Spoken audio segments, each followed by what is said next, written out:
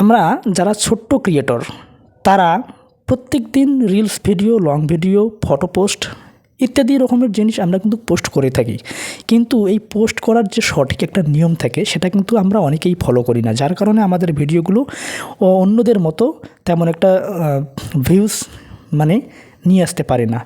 তো এটার জন্য আমি আজ থেকে শুরু করলাম আমার এই ফেসবুক ইয়াতে রিলস ভিডিও আপলোড দেওয়ার নিয়ম নাম্বার 1।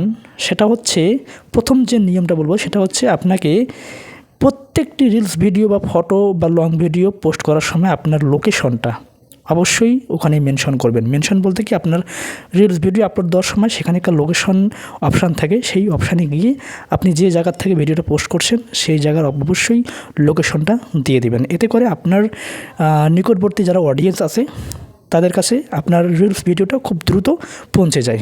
ওকে, তো এটা হচ্ছে নিয়ম নাম্বার 1 রিলস ভিডিও আপলোড করার জন্য। এরপরে আসবে নিয়ম নাম্বার 2 রিলস ভিডিও আপলোডের জন্য।